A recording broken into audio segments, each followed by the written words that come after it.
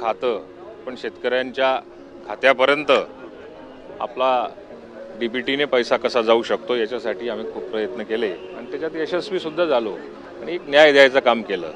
त्यामुळे स्वाभाविक होत्या, थोड्या अपेक्षा होत्या, पण पक्षश्रेष्ठींनी जो काही निर्णय घेतला असेल, अजितदादा असतील, तटकरे साहेब असतील किंवा प्रफुल्लभाई पटेल असतील, यांनी जो काही निर्णय घेतला त्यांनाही या सगळ्या गोष्टींचा प्रादेशिक समतोल, सामाजिक समीकरण हे सगळं जर का ठेवायचं असेल, सिनियरिटीचा कुठेतरी विचार करायचा असेल तर त्यांना काही निर्णय हे घ्यावे लागतात।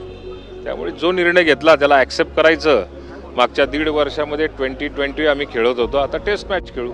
इंटरनल नाराजी असल्यामुळे राजीनामे सुद्धा दिले जात आहेत अशी चर्चा आहे। तुमच्या कानापर्यंत काय माहिती किंवा तुम्ही असं काही राजीनामा दिलेला आहे का? नाही, असला प्रकार काही होणार नाही मला असं वाटतं आणि राजीनामा कोणी दिलेला आहे हेही मला माहिती नाही, पण मला आवड आहे। मिळालं असतं तर आनंद झाला असता, नसेल मिळालं तरी सुद्धा आनंदाने आपलं पुढची 5 वर्ष काढायचे। 2.5 वर्षानंतर पुन्हा संधी मिळेल वाटतं, कारण 2.5 वर्ष फॉर्म्युला असेल, जर काम नाही केलं तर 2.5 महिने। आता दादा किंवा CM साहेब काल बोलले की आम्ही प्रत्येक मंत्र्यांचं ऑडिट वगैरे ठेवू। आता ऑडिट वगैरे ठेवणं न ठेवणं हा सर्वस्वी अधिकार जो असतो तो पक्षश्रेष्ठींचा असतो।